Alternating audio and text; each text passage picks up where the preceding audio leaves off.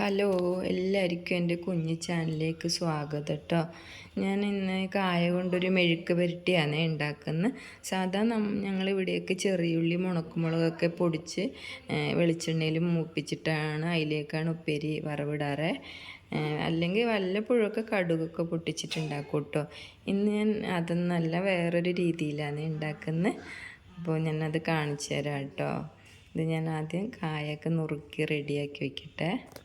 ഞാനൊരു കായ 4 പുളിയാത്തിട്ടുണ്ടാക്കി ഇങ്ങനെ നൈസായിട്ട് അതിങ്ങനെ ചരിച്ച് പിടിച്ചിട്ട് നീളത്തിൽ അരിഞ്ഞ് എടുക്കുകയാണ്.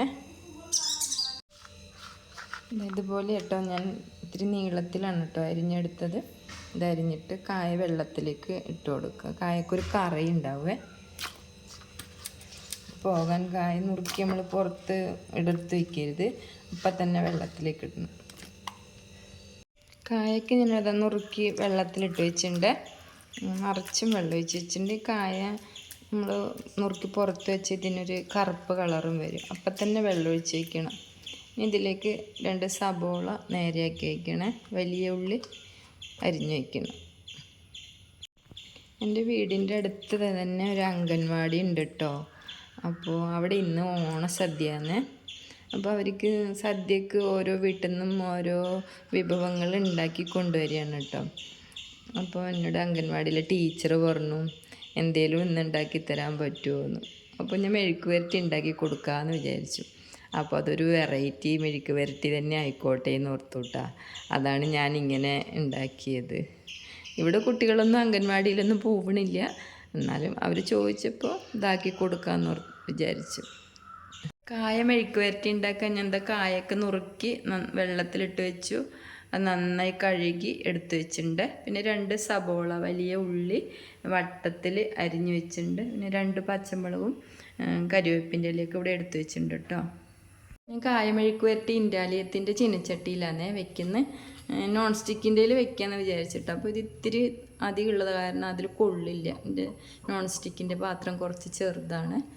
അപ്പോൾ ചീനച്ചട്ടി ഇവിടെ ചൂടായതുകൊണ്ട് അതിലേക്ക് ഞാൻ എണ്ണ ഒഴിച്ച് കൊടുക്കുന്നുണ്ട്.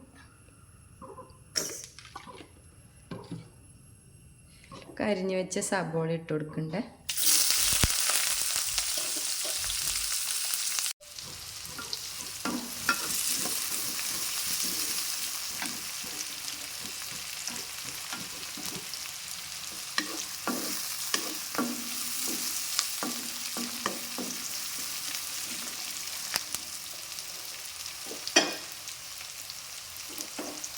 ഇതിലേക്ക് ആ 2 പച്ചമുളക് ചീന്തിയത് ഇട്ട് കൊടുക്കുന്നുണ്ട്. കരിവേപ്പിൻ്റെ ഇല ഇട്ട് കൊടുക്കുന്നുണ്ട്. പിന്നെ ഒരിത്തിരി ഉപ്പ് ഇട്ട് കൊടുക്കുന്നുണ്ട് കേട്ടോ, ഉള്ളി വേഗം വാടാൻ വേണ്ടി.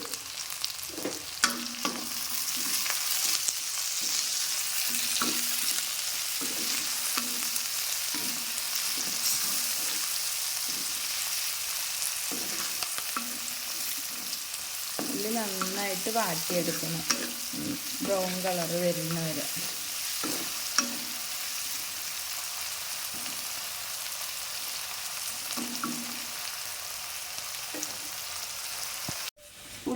ഉള്ളി നന്നായിട്ട് മൂത്തുണ്ട്. ഇതിലേക്ക് ഞാൻ 1 ടീസ്പൂൺ മുളക് പൊടി ഇട്ട് കൊടുക്കുന്നുണ്ട് കേട്ടോ. പിന്നെ ഒരു നുള്ളു മഞ്ഞൾപ്പൊടി ഇട്ട് കൊടുക്കുന്നുണ്ട്.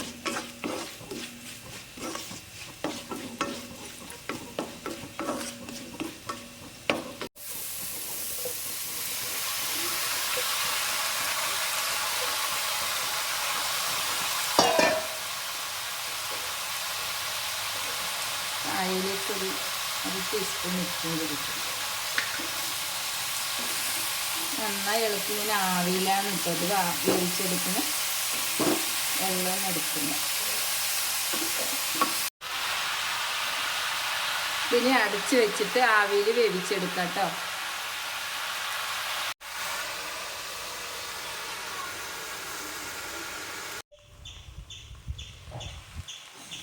നമുക്ക് ഇളക്കിയിടാം കേട്ടോ.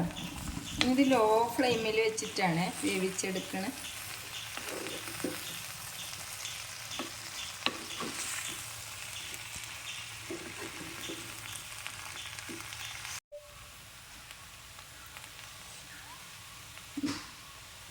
കായ മെഴുക്കുവരട്ടിക്കൂടെ റെഡി ആയിണ്ടേ. ഇതിന് സ്റ്റവ് ഓഫ് ചെയ്ത് ഇറക്കി വയ്ക്കുക. അപ്പോൾ ഇത് കായ മെഴുക്കുവരട്ടി ഇവിടെ റെഡി ആയിണ്ടേ. ഇത് കാണാനും നല്ല ഭംഗിയാട്ടോ. അപ്പോൾ നല്ല ടേസ്റ്റും ആവും. അപ്പോൾ ഇതേപോലെയൊക്കെ എല്ലാവരും ചെയ്ത് നോക്കണേ. എൻ്റെ ഈ കുഞ്ഞു വീഡിയോ ഇഷ്ടമായ എല്ലാവരും ലൈക്ക് ചെയ്ത് സബ്സ്ക്രൈബ് ചെയ്ത് സപ്പോർട്ട് ചെയ്യണേ. സബ്സ്ക്രൈബ് ചെയ്യാൻ മറക്കരുത്.